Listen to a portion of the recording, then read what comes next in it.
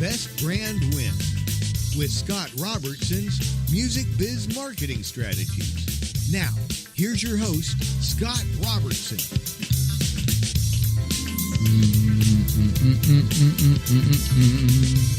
Happy Friday, everybody.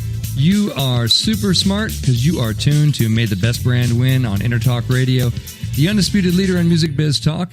I am Scott, your host, and a man who is going to see the new Blade Runner movie tonight, and I'm just hoping that it won't look like a historical documentary of our society. Here's hoping. You know, you ever go see science fiction movies and you're like, man, I hope it doesn't turn out that way. So I don't know. Sometimes it gets a little too close to home, a little too scary. With me in the studio down at Intertalk Central is Cedric the Mixer. How's it going this Friday for you, sir? It's going all right. No post-apocalyptic sci-fi things happening right now.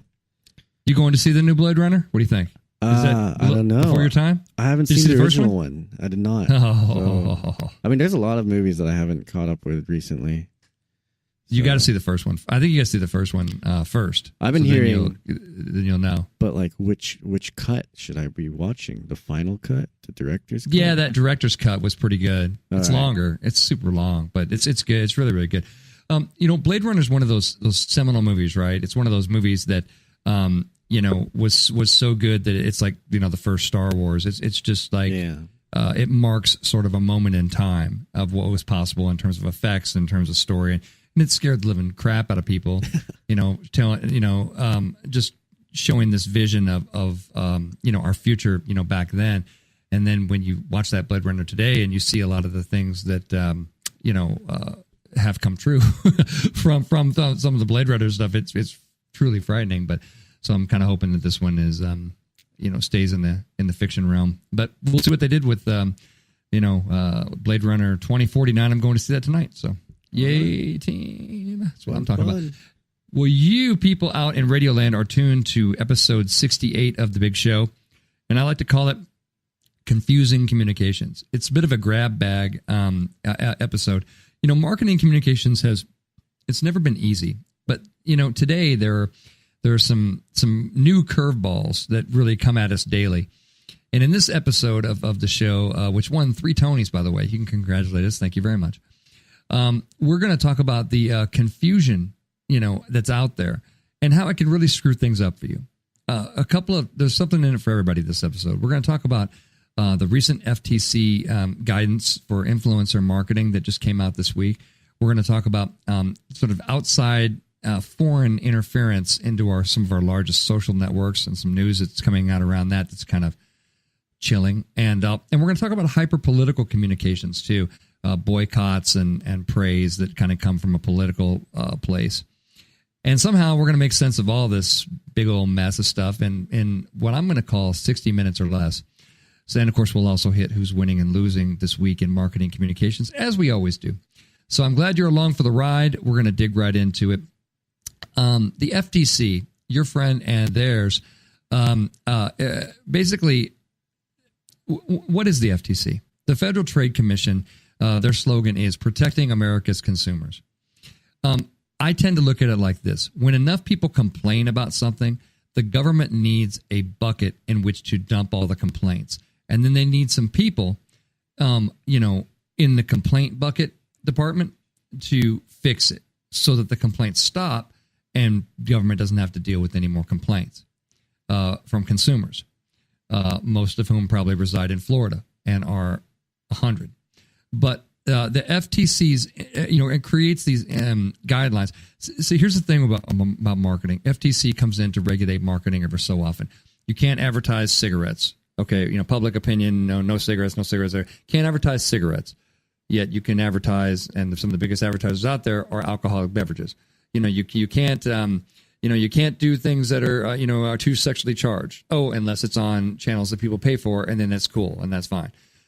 So the airwaves, back in the day, when those things were used, were regulated by the federal government. And the FTC, the Federal Trade Commission, in protecting America's consumers, has a habit of sticking its nose in marketing quite a bit.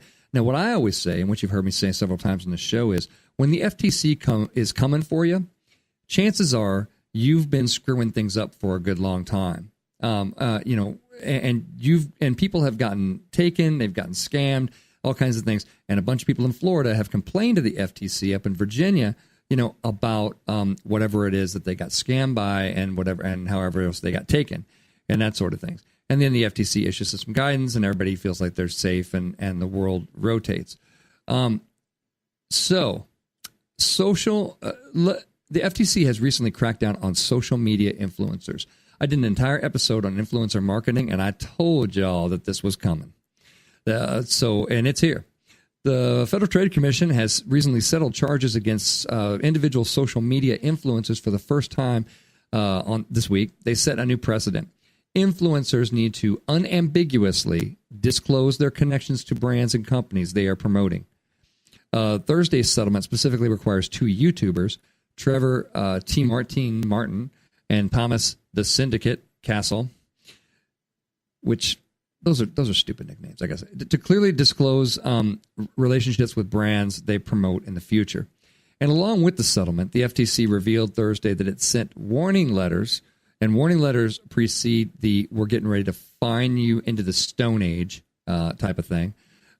So for 20 unnamed Instagram influencers stating connections between themselves and the products they're endorsing should be clearly and conspicuously disclosed per the FTC's endorsement guidelines. Then they updated their endorsement guidelines on Thursday to reflect a more defined stance against social media influencers not disclosing their connections to brands they promote. So here's the do's and don'ts from your friends who wear suits in Virginia. Clearly disclose when you have a financial or family relationship with a brand. Number 2, don't assume followers know about all your brand relationships. Number 3, ensure your sponsorship disclosure is hard to miss. Number 4, don't assume disclosures built into social media platforms are sufficient. Number 5, treat sponsored tags, including tags and pictures, like any other endorsement. Number 6, don't use ambiguous disclosures like thanks and hashtags that thank people or whatever. Number 6 or 7, who the hell cares? On image-only platforms like Snapchat, superimpose disclosures over the images. And the last one, don't rely on disclosures that people will only see if they click more. I like it when the folks try to figure out technology, don't you? So here's the thing, and what I've always said about social influencer marketing. You should be doing this anyway. If you don't disclose your relationship with your brand and it's found out, the social influencer that used to have all that credibility, their credibility is swirling around the toilet bowl. The blue water is swirling around with their credibility, right?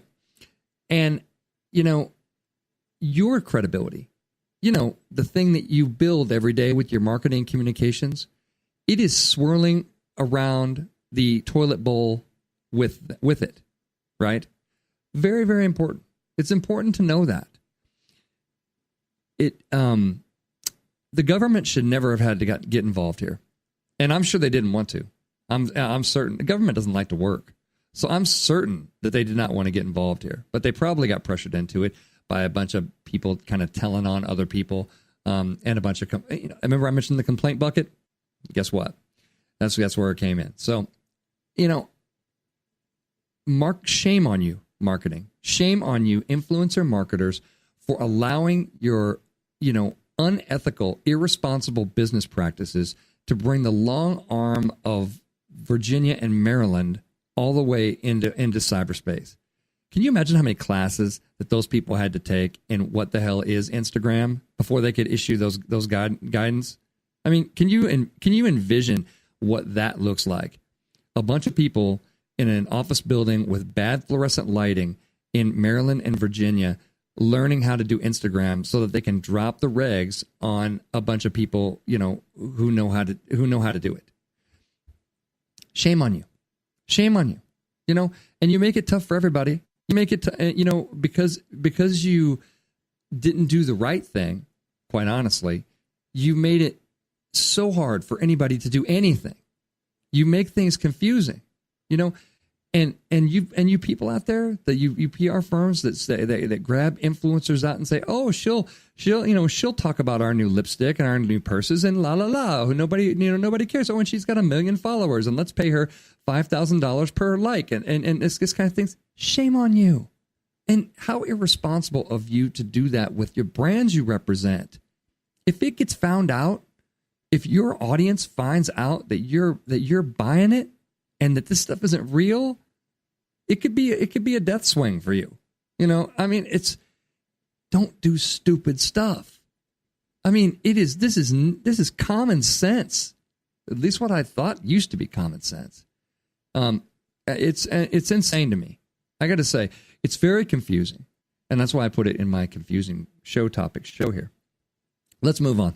We've said enough about influencer marketing. Please refer to my show on influencer marketing from a few months back, and you'll hear me say the words, the government's coming, and guess what? There they are. Social media is also confusing. You used to turn on social media, you used to see things about what your friends are doing, what you're doing. Hey, here's a picture of somebody's kid. Oh, wow, they're getting really big. Oh, look how big that dog's getting. That kind of thing. Really nice, voyeuristic look without actually having to engage people in a real conversation. It's wonderful. So, but Russia has taken a really interesting interest, in particular, in our social networks, and they are playing us, as we talked about last week in the show with the guys from Distillery on the line.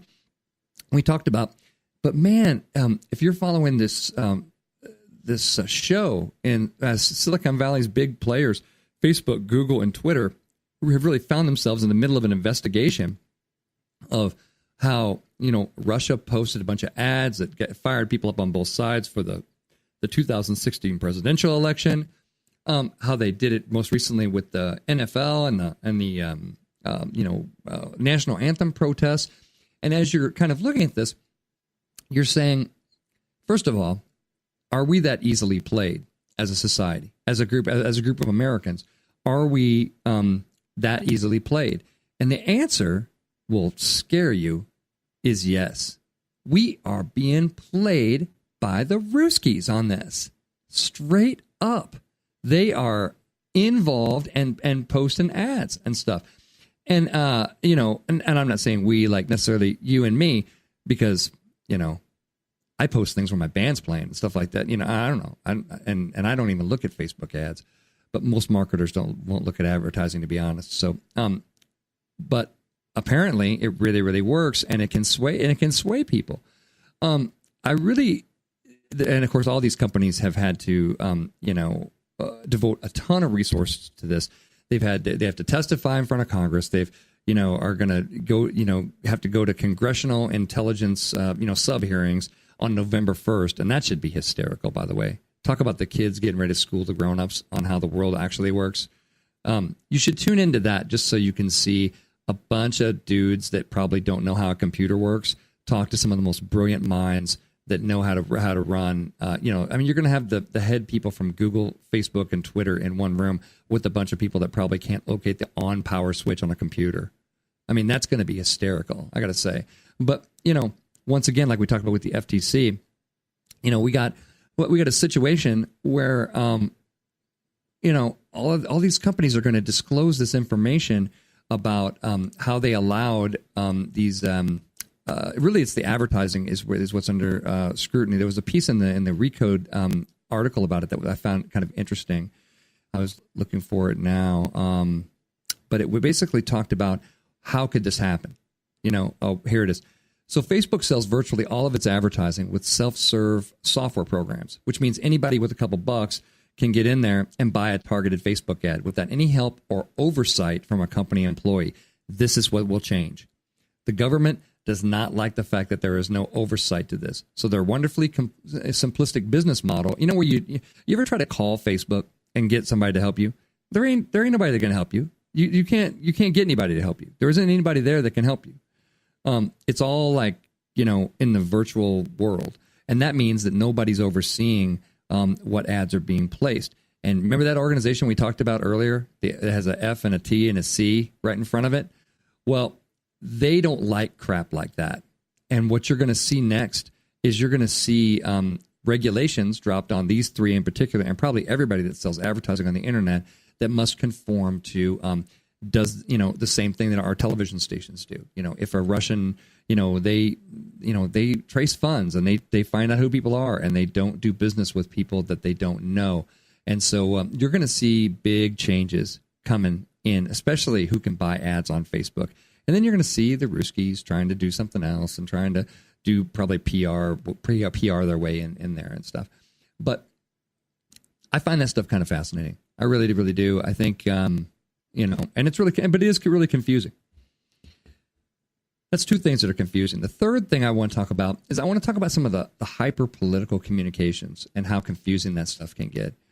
After the tragedy that we all woke up to on Monday morning in Las Vegas, you figure the last thing in the world that you'd be seeing, in a rallying moment, we're talking about people, the greatest, mass shooting in American history, very serious issue.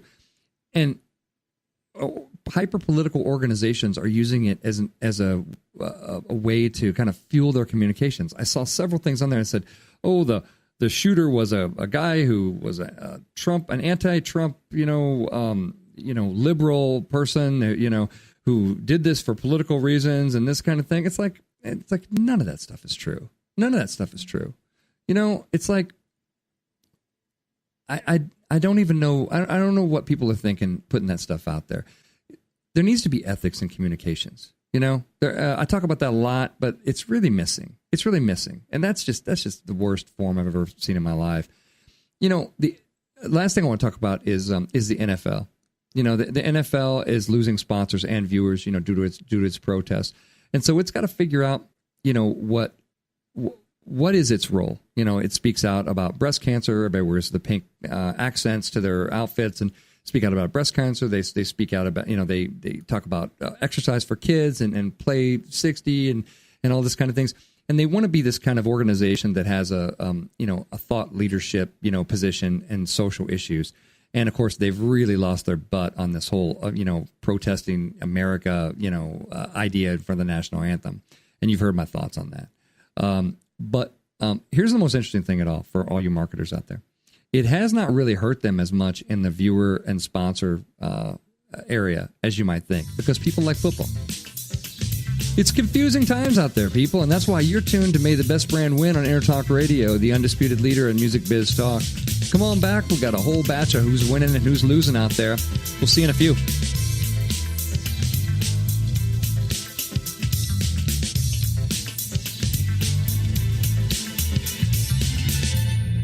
Are you serious about your music? Are you ready to run with the big dogs? The experts at Pitbull Audio have the gear to get you into the game. From leading manufacturers like Mesa Boogie, Fender, Pioneer, and American Audio. To sound your best, you need the best. Pitbull Audio can deliver in rehearsal, on stage, and into the big time. Dropping beats, shredding guitar, or making the crowd roar. Whatever you dream, Pitbull Audio can help make it happen. We are Pitbull Audio. We want you to play it loud. PitbullAudio.com. This is Jackie Bertoni from Jackie's Groove. Come join me weekly on my journey through the music business as I take you behind the velvet rope, interviewing industry notables such as Al Di Meola, Michael McDonald, and Al Jarreau, to name but a few. Listen to their stories on being in the studios recording #1 hits and onto the stages throughout the globe. Allow me to be your music historian. You can hear me live every Monday at 2 p.m. and every Wednesday at 12 noon Pacific Standard Time or 24/7 on jackiesgroove.com. Ready to get your groove on? Hi, I'm Tim Dolbear, the host of Sound Experience on Intertalk Radio. Each week, I talk with top professional audio engineers, producers, musicians, and the manufacturers that make the tools that we use in the studio each and every day. From capturing the perfect take to mastering your final release, and the tools and how the pros use them, we are going to dive deep into their process and learn from their experience. I look forward to you joining us each week on Sound Experience with me, your host, Tim Dolbear. The Moyer Entertainment Group in conjunction with Ableton, Taylor Guitars, and TRX Cymbals, is keeping music in our local schools and presenting local talent to the world through the Temecula Valley Music Awards. Submissions for entry into the TVMA 2017 season are now open in all genres, including a youth category for artists under 18 for the October 7th Star-Studded Awards Show, where 100% of the proceeds go towards supporting local music education in the Temecula Valley. Details, tvmawards.org.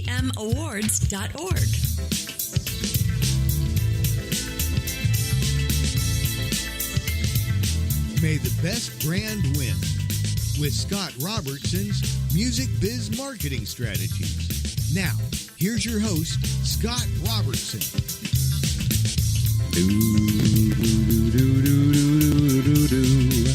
Hey, everybody, it's Friday, and you are tuned to May the Best Brand Win on Intertalk Radio, the undisputed leader in music biz talk.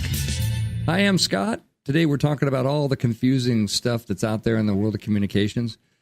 In the studio, not confused at all, is Cedric the Mixer. How's it going? I wouldn't know if I'm not confused.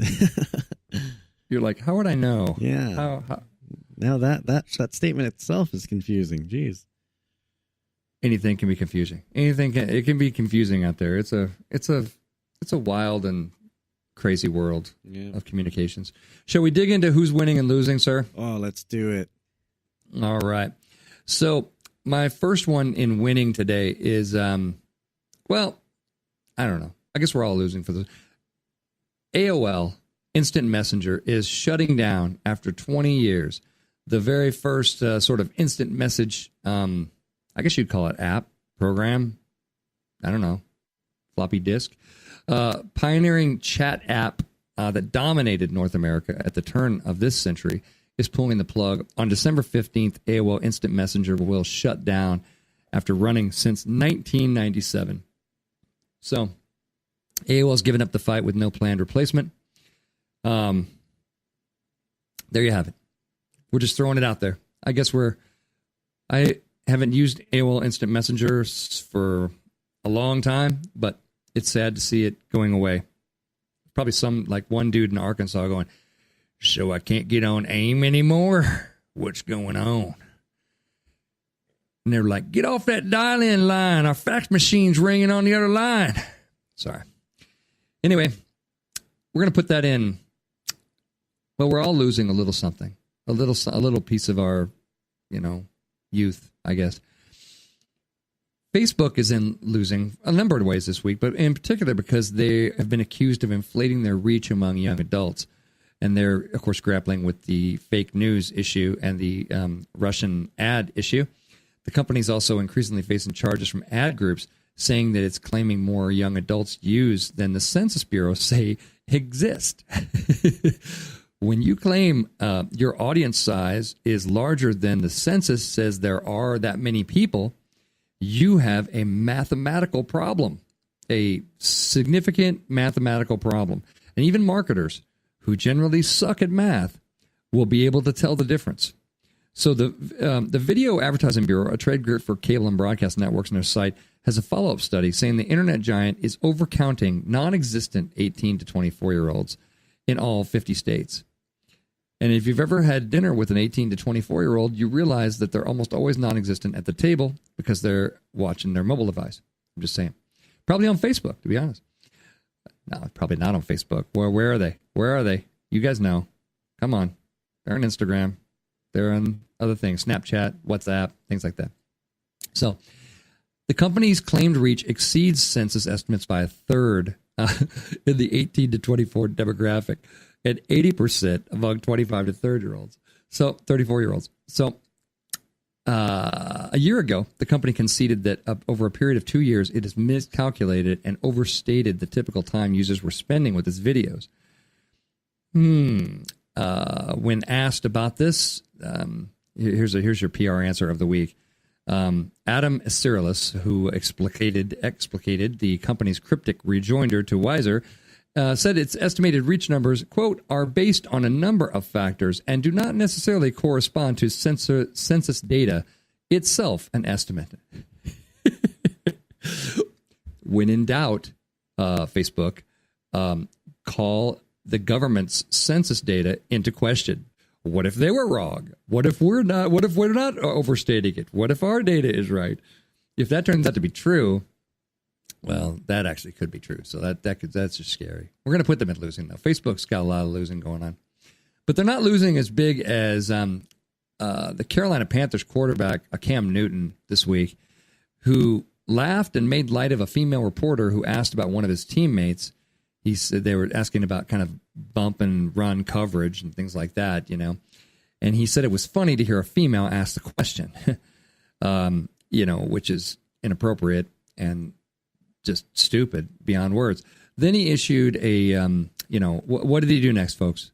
He issued a heartfelt apology when PR crapped its pants after that, and all the PR team had a pants crapping moment, and then they went into the locker room and said, "You're apologizing, dude," and so he apologized. And but here's the thing I want to say, because a lot of people say, "Oh well, you're being too hard on Cam Newton." It's he shouldn't say that. Here's the thing. These folks are media trained, right? These folks are media trained not once, not twice, not at the beginning of their career. Hey, in case you ever get a news reporter that sits down with you, I really want to make, the PR person goes over and this. No. Guys like Cam Newton, who are sort of spokespeople for the league, are media trained constantly. They have a PR person, in their pants with them. They are, it's ridiculous to me that somebody like that, you make a statement into a microphone, like that, and then what exactly is your expectation in this world? What do you think is going to happen? Some people, right? You're losing Cam, and Cam, if you're listening, get to your PR person. Practice your Bull Durham cliches. We got to win them one day at a time. I'm just here to help the ball club, and God willing, things are going to work out all right. Just say that over and over again. Say various iterations of that. Hey, we got a big game this week. I'm really excited about that. Hey, Cam, what do you think about the bump and run coverage? Well, we got to play them one day at a time, and I got to roll out there, and I just try to make the plays I can. I get make this thing right, and you drill that stuff. You sit in the mirror and you say boring crap like that 24/7. That's your answer. You don't get creative, and you don't, hey, it's funny that a woman has to, oh, dude. Stop it. All right. So he's losing. Moving on. I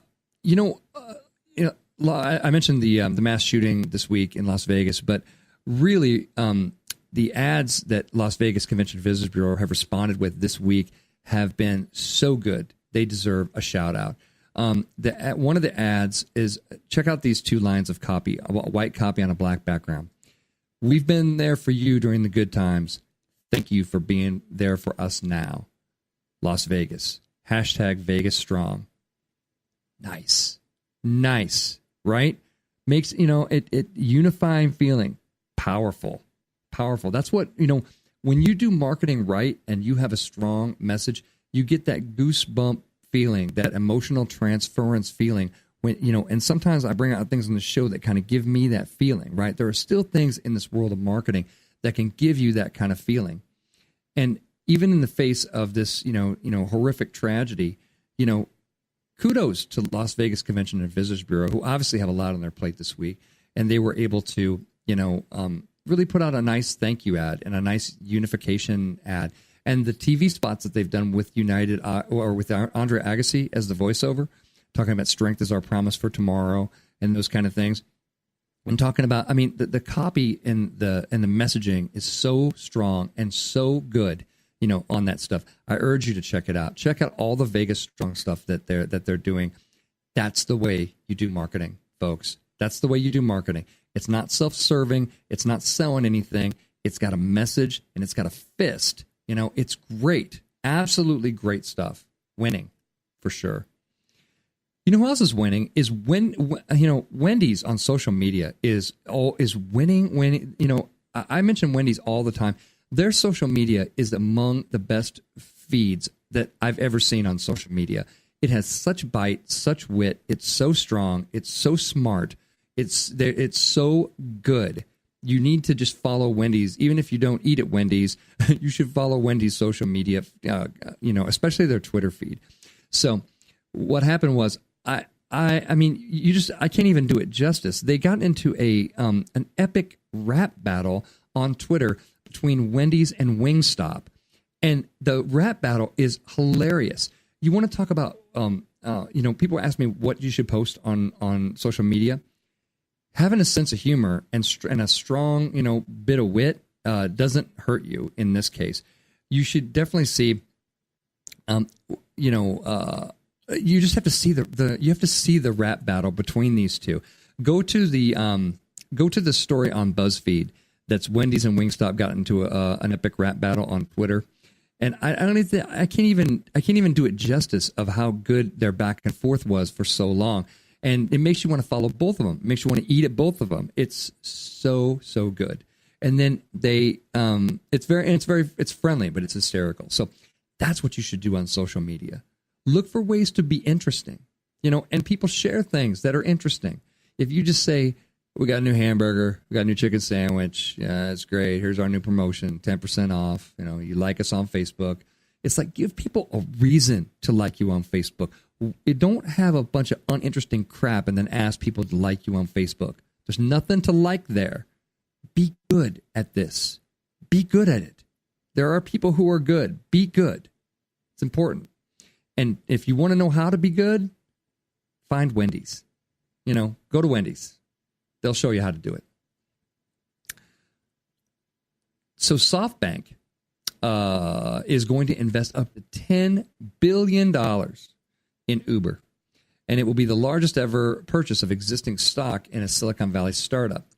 It hasn't been done yet, but they're agreeing to buy shares of Uber. They're buying the shares from current investors, and I don't know, doing it in Bitcoins and all kinds of other crazy stuff, I imagine too. But wow, is that impressive? The fact that they're going to make a $10 billion stock investment, in Uber. So clearly. And I think just super clearly, we're going to have to put them in winning for that. Magazines are losing, unfortunately. Lots of problems for print magazines. Magazines have kind of sputtered for years. The monopoly on readers and advertising has really been erased by a lot of the digital players that we've spoken about earlier in the show. But editors and executives say the abrupt churn in senior leadership ranks signal that the romance of the business is now yielding to more financial realities. Publishers are grasping for new revenue streams, sort of a try anything approach. Time has a new streaming TV show, Paws and Claws, that features viral video of animals, these kind of things. But the magazine business is in serious trouble. And that is because us as consumers are getting our news from other places. I think we read that, a lot of people, more than, a vast majority of people are getting their news from social media networks. Not that there isn't a role for some magazines. It's just that, what is that role going to look like in the future? I remember there was a NAMM show a few years back, and Gene Simmons was the speaker at a morning session, and he said, "Print is dead," in pure Gene Simmons fashion. Print is dead, and then everybody, and for the longest time, even when I worked at NAMM, we always kind of made fun of that, and we had a print magazine, still at that time, and we would always, joke amongst ourselves and go, "Print is dead. Gene Simmons said so. See Gene Simmons, he knows everything." So, we used to, but it certainly can appear that that magazines, which are they're very costly to print, maybe that delivery system isn't going to be the delivery system that gets them there, in the future. And lots of titles up for sale. Lots of our some of our biggest magazines are seriously in trouble. And unfortunately, what I do want to say is that a lot of journalists work for magazines, and it's not good for us as a society to be losing journalists. It's really not good for us. It's not good for publishers not to be able to pay journalists, and it's not good for us to lose journalists, because journalists are our only kind of people that are always constantly paying attention and watching on these issues. And we lose too many of them, and we could be in a Blade Runner-esque kind of situation before we know it. So anyway, it's a shame to see what's going on in the magazine journalism side of things and magazine publishing side of things. And we got to put them in losing this week, but we hope that magazines can find their way back. Maybe more digital magazines. Maybe the streaming program with the viral video of the animals is the way to go, and it is going to be something good. All right. Last thing I want to talk about in winning and losing is Harvey Weinstein. Okay, so Hollywood producer Harvey Weinstein, is in a lot of trouble for sexual harassment right now. And he posted this full page, thing in the, I don't know what it was, letter in the New York Times this week, talking about, I really can't do it justice. I'm not gonna read it here because it's a whole lot of BS taking up the pages of the New York Times that I don't want to waste your time with. But here's what I want to say to people out there. If you're a scumbag, it's going to come out. It's going to come out. Even if you have the best crisis managers, the best agents, you're paying people off right and left. This world is too transparent to be a scumbag. It is too transparent. You will be found out. You will be caught. There are lawyers everywhere. There are, it's just don't, I guess is a good way to say it. And don't cover it up, and don't be full of it, and don't take out full page ads that say I'm trying. When I came up in the industry, this sort of thing was okay, and it's like, that's not an excuse, dude. Being old and growing up in an industry where you smacked women on the butt or whatever because it was okay is not okay. It's not okay. It's not okay today, and don't do it. And when people say things like that, you realize that they're not getting any better, and they're going to do it again, right? They're making excuses, stupid BS-filled, PR-fueled excuses for their behavior. Responsibility. Be responsible for yourself and your own behavior. I lose all respect for people that make excuses. Excuses don't excuse anything. The only thing that excuses it is doing it right. Do it right. Do it right the next time. It's not okay to sexually harass women. Write it on the frickin' blackboard 1,000 times. It's not okay to do that. In whatever time you came up in whatever time you live in whatever time, because now you live in 2017, and that shit is not okay. And that's who's winning and losing this week. Come on back. I'm going to give you some tips to get through the confusing times out there. So come on back. We'll have some fun.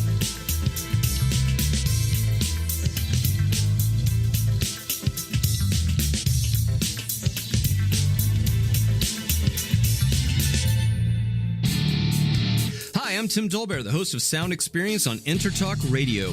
Each week, I talk with top professional audio engineers, producers, musicians, and the manufacturers that make the tools that we use in the studio each and every day.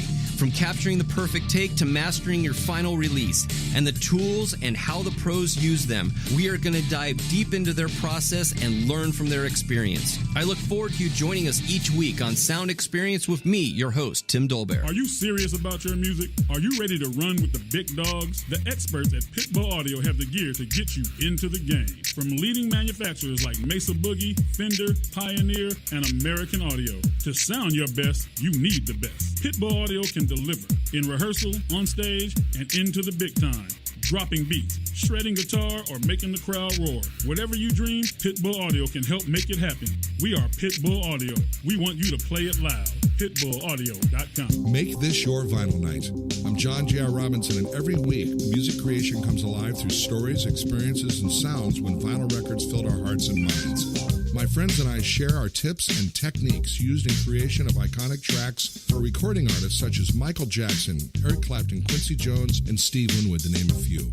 Vinyl has emerged hot, and the soul of vinyl defines art and passion which burns deepest at night. Tune in every Wednesday at 2 p.m. Pacific Standard Time on intertalkradio.com. This is Jackie Bertoni from Jackie's Groove. Come join me weekly on my journey through the music business as I take you behind the velvet rope, interviewing industry notables such as Al Di Meola, Michael McDonald, and Al Jarreau, to name but a few. Listen to their stories on being in the studios recording number one hits and onto the stages throughout the globe. Allow me to be your music historian. You can hear me live every Monday at 2 p.m. and every Wednesday at 12 noon Pacific Standard Time or 24/7 on jackiesgroove.com. Ready to get your groove on?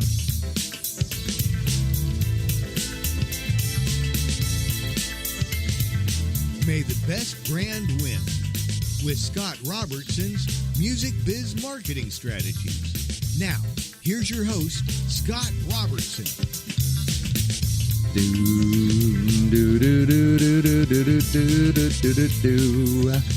Hey, happy Friday. You are back with May the Best Brand Win on Intertalk Radio, the undisputed leader in music biz talk. I am Scott, here with Cedric the Mixer. We just did a bunch of winning and losing and stuff like that. What did you like this week, Cedric? What stood out for you? I actually checked out the Vegas ad right after you said that. I'm a huge Andre Agassi fan. So good. Yeah. Oh, this is such a great voiceover and such a great ad. I mean, all that stuff. What'd you think? No, it was great. And then I actually forgot that he's in Vegas. So yeah, I just totally forgot, where he is. So nice to see that, like, when he decides to step out or step into the spotlight again, it's for, like you said, when marketing decides to do a good thing, they can really make it great. They can, yeah. It's a good example for everybody out there that's just doing ordinary stuff. It's like I always tell my clients, I say, if you don't feel it, if you don't get goosebumps from it, then it's not worth sending. Yeah, it's not worth sending out. It's not worth sending out. It's either great or quiet. That is my marketing philosophy right there. In a nutshell, make it as great as you possibly can, or choose to be quiet until you can be great. That's what I would say. Well, we're talking about all kinds of confusing communications. We talked about some of the FTC guidelines around influencer marketing. We talked about Russia getting in there and placing ads and screwing with us on social media. We talked about some hyper-political communications and how people are, just using, it's abhorrent to talk about people that would use the Vegas, shooting tragedy to promote, anything or any kind of, political ideas, but people were out there doing it. Just terrible stuff. And we have to communicate alongside all of that nonsense. But fear not, here we're in segment 3. It's all about you, the people. And I like to give you some tips to go home with and play with. And so we're going to start that right now. Here are some tips to kind of get through some of the confusion. Or when things get too confusing, come back to some tips like this. My first one is be honest. The FTC would not have had to get involved in social media, in influencer marketing, had those people just been honest. And that's the truth. And I've had some debates, with people this week about that, and they say, "Oh, well, the government's not looking to do any extra work." Ever met anybody that works for the government? Are they burning the midnight oil to do extra work? Hell no. It's like Fred Flintstone sliding down the damn dinosaur when the whistle goes. It's like they are involved because people have complained about your dishonesty. Right? Influencer marketing segment, I'm pointing at you. You people took advantage of people. You were not honest with people. You decided to put your needs above their needs, and then you slapped each other on the back and talked about how friggin' great influencer marketing was for so long because, oh, look, we can get people to, buy these shoes and this person. All we have to do is pay Kim Kardashian $5,000 a tweet. Well, start your marketing this way. How can we be honest? How can we be really honest? And I don't mean necessarily, and you're like, oh, Scott, well, you're, such a fine and moral person. I have just as many flaws as anybody else, but I'm not stupid. All right? Being stupid is not among them. And being honest is a fantastic way to build the thing that marketing does. Relationships. We're about relationships in this business. We're not about, short-term sales and remarketing target ads and engagements and for engagement's sake and clicks and all that crap. Marketing is about building relationships with your customer and keeping them happy, keeping them on the carousel, right? Not letting anything in your organization or your communications, not letting any of that behavior screw up the relationships that you built with them. That's a good way to say it. But you want to start with, being honest and start with them. How can we be, completely honest and still, but of course we're still doing something that is for them and all about them and their needs. We've talked many times on this program about how important it is to be audience-centric communications, audience-centered communications. I was talking to 2 companies this week and new business prospects. And one of them has a lovely brand story, lovely brand story that's built on a rich history. And we've been in business this long and yada, yada, yada, this kind of thing. And my first question was, I said, so what in the hell does this have to do with the audience? And I mean, and you guys think I'm making this up. And people just look at me with a stunned silence. And I said, tip number 1, we start with them. We're honest. We're not full of crap, right? We're honest. So we start with what they need, right? And I know that a lot of people say, well, that sounds really basic, Scott, and that kind of thing. 2 meetings this week. 2 meetings. One of them had already launched their stuff. And they said, well, we can't understand why the marketing is not working. I raised my hand and I said, I can understand why it's not working. I can understand why it's not working. The reason it's not working is because it's not about anybody or their needs. It's about you and your needs, and nobody gives a flying crap about you until you're about them.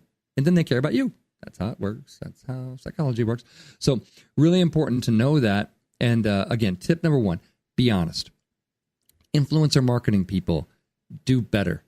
The FTC is all up in your dish, sending letters. They're going to be finding your butts. They're going to be doing everything else. And then all of my friends are like, well, we don't need to do PR anymore because we'll do influencer marketing. Blah, blah, blah, blah, blah, blah, blah, blah. No, you won't. You know why? Because the FTC is going to drop a friggin' tablet of commandments on your butt that's going to make it impossible for you to say jack squat without writing a check to Virginia. That's exactly what they're after next. And shame on, like I said, and shame on you people for allowing it to happen. It happened because of your rampant lack of ethics and responsibility. Exactly what's wrong with marketing. That is exactly what's wrong right there. Number 2, be real. Your company makes mistakes. I've been in companies. Companies make mistakes. People trip on it all the time. It happens, right? Don't be one of these companies that only has polished, beautiful statements and only tells good news stories, good news, happy rainbow, unicorn stories, all the time. Let people in. Show people the real side of your business. Bad things happen, people. Life is made up of a good mixture of good and bad. Make sure your marketing isn't always just about fluffy rainbows. Really, really important to be real. Why are we real? We're real because we want relationships. Relationships are about being real. It's like you don't have think about your closest friend. You guys don't go and high five with each other and go, how's things going in your life? Well, things are fine. How's things going in your life? Well, I'm glad you asked. Things are fine with me too. Well, I'm so glad we got together. Well, me too. It's always such a pleasure to be here. Don't be full of crap with your friends. And don't be full of crap with your audience, is the way to say it. There's pain, there's suffering, there's mistakes, there's issues, there's those kind of things. As I've always said in the crisis communication playbook, if you make a mistake, you admit it. We find out how deep the rabbit hole goes, and we admit everything, right? First and foremost, because that's how you're real. That's how you're real. If you want to build any sort of, credibility and trust back, you want to make sure you're doing stuff like that. Tip number 3, be clear. in a confusing world where you can't tell if somebody's from Russia or not, and placing ads because they're in Russia and they're just trying to screw with America, be clear in your communications. I read a lot of things that people send to me to edit, and they are unclear. I did an entire episode about clarity of communications. You can check that one out. Fancy sounding, corporate spinning, BS sounding kind of words will bounce off your target. They're the dullest arrow that I can think of, because, it's a confusing and distracted world out there. And your only chance of getting your message through is to be sharp and to be clear. Don't look for the kind of the varnished truth way to say something. That used to be the way that my profession sort of got its reputation, by being wordsmiths and we can make anything sound good and that kind of stuff. I am not that kind of PR professional. If you work with me, we tell the truth, we tell it clear, we get out. You can save all of your marketing hype and smoke and bullcrap for your investors and have fun at the cocktail party with that.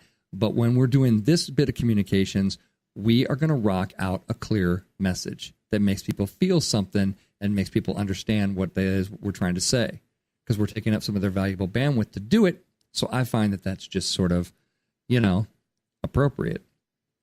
The last thing I want to say about being clear is, make sure that you don't artificially, put out a bunch of numbers and statistics and kind of things like that just sort of sound good and that aren't really pointed at anything that affects your brand. I see that a lot too. I see people that do these like by the numbers kind of things, and isn't this an interest? It's like, the world doesn't need any more of that. Okay. If you're in front of my doorstep, my virtual doorstep, tell me why you're there, and do it in one clear sentence. Make sure that you can get out in one clear sentence, and then I can kind of vote. Yeah, I got a telemarketing call the other day. Telemarketers, as you guys know, I hate telemarketers. I think if telemarketing is in your marketing strategy, you should be hit with a shovel in the head as hard as somebody can swing it. Don't ever do that to your customers. That's the worst thing. And the FTC's tried to shut them down for years, because of course they act irresponsibly and unethically too. So the first thing out of this person's mouth was, this is not a sales call. And I went, okay, all right, hit me. What do you got? And then they said, did you know that the American Energy Act can allow you to save? And I went, so you told me it wasn't a sales call, and then you're going to frickin' sell me something? Are you even serious right now? So, and then they're going to sell me something. And I've said this before. I get a lot of solar panel calls. In Southern California, I get a lot of solar panel calls. If you have Google Earth, you can tell that I already am not your customer, because my roof of my house is made up of glass panels that you can see from freaking space. Okay? You can see them. Don't ever call me about solar panels and my number, because you can Google Earth my house and go, this guy's roof is made of glass. He does not need solar panels. There is no place to put solar panels. There is no place to enact your strategy on my home. Okay? And then don't say the words, this is not a sales call, to keep me to hang on, so that I'll hang on, and then sell me something. Because now my mild frustration has turned to hatred, and now I hate you, literally. And it's like, don't do that. We're in the relationship business. Don't you ever sacrifice the brand of your company for short-term sales. Don't you ever, ever do that. If somebody in your organization wants you to do that, call me. Get me down there. Let's talk. I will show you 1,001 reasons why that's dumb. And I will show you how to protect your brand from idiots that are out there. Number 4, be a good listener. This is another good way to get through things that are confusing. Sometimes it's good to just listen. I go into so many marketing meetings a week, as you might imagine, with my marketing agency, Robertson Com. And I go in there and, nobody's ever talking about, here's what we learned from the target. Here's what we think they want. Here's what we heard them say. I don't ever hear that. You know what I hear first? Well, we need to have a strategy to where we can reach and sell to these people. We want to dominate this market segment. We want to do this. We want to kind of do these things. And I'm like, I can appreciate that. I can appreciate that you have needs. But what are their needs? Remember what we talked about in tip number 1, right? The way to not be part of the confusion is to be the best listener that you can possibly be. In today's day and age, the data just flows to you. People are talking about brands right and left. If you know how to do a simple search on Twitter, search any brand on Twitter. See what they're saying. Just be a voyeur. Go, let's see, hey, you work for Gibson. What are people saying about Gibson? Obviously I wouldn't do that on Glassdoor because there's like a ton of negative employee reviews that you don't want to that's going to ruin your weekend right there. But, let's say you want to see what people are saying on Twitter about a brand. Say you work for Fender, and they do this, listen to the market. The market will always tell you how they wish to be served. They will always tell you if it's too much. They will always tell you if it's too little. They will always, in this day and age, it's easier than ever has been in the history of communications to listen. The old adage goes that we were given 2 ears and 1 mouth for a reason, yet applied corporately and organization-wide, organizations wish that they had 10 mouths and no ears. Don't do that. Don't do that. That just adds to the noise. Number 5 tip in getting through confusion is be adaptable. Be adaptable, be flexible for things. If you want, things are confusing right now. Let's say you have an influencer marketing strategy going on right now. And of course, now you're concerned because, the FTC's, snooping and they're all over this whole thing. Be adaptable to move that to a different strategy. Well, how can we get the same intent, but maybe how can we, do things a little better? Change in this world, happens. You need to be as flexible as the market kind of will tell you to zig and zag and do other things. And honestly, doing just a few of those things are really going to help you not add to the confusion and sort of get through it. So what have we learned today, class? Communications can be really confusing. You try to get your message out there, and there's just a ton of little gremlins that are going to mess it up along the way. The FTC is there to regulate you. People are there not to believe you. Other countries are in there to screw with you. Some are going to vilify you for your straight talking beliefs. But trust the laws of marketing attraction. You will draw the right fans for your brand, for your band, your band, your brand, whatever. And the right fans really can make all the difference in the world. It's so, so true. It's a crazy world out there, folks. Rock on, marketing fans. Until next week, this has been Scott Robertson, host of May the Best Brand Win on Intertalk Radio, the undisputed leader in music biz talk. Have a great weekend. We'll see you next week with a fresh show. Rock and roll.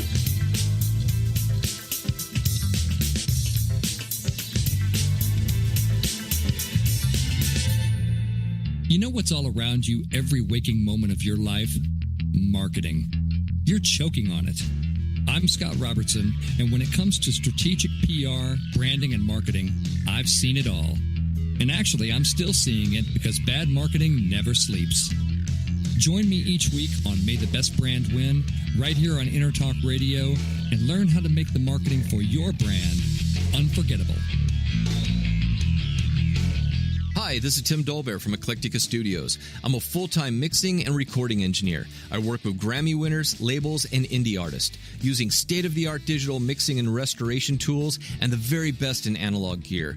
Really, though, it's my ability to bring tracks to life and fulfill your vision for your music. This has made me sought after by producers and artists worldwide. So spend your time working on music and not chasing a mix down a rabbit hole. Go to timdolbear.com and check out our free one-song mix offer. Are you serious about your music? Are you ready to run with the big dogs? The experts at Pitbull Audio have the gear to get you into the game. From leading manufacturers like Mesa Boogie, Fender, Pioneer, and American Audio. To sound your best, you need the best. Pitbull Audio can deliver in rehearsal, on stage, and into the big time. Dropping beats, shredding guitar, or making the crowd roar. Whatever you dream, Pitbull Audio can help make it happen. We are Pitbull Audio. We want you to play it loud. PitbullAudio.com. This is Jackie Bertoni from Jackie's Groove. Come join me weekly on my journey through the music business as I take you behind the velvet rope, interviewing industry notables such as Al DiMeola, Michael McDonald, and Al Jarreau, to name but a few. Listen to their stories on being in the studios recording #1 hits and onto the stages throughout the globe. Allow me to be your music historian. You can hear me live every Monday at 2 p.m. and every Wednesday at 12 noon Pacific Standard Time or 24/7 on jackiesgroove.com. Ready to get your groove on?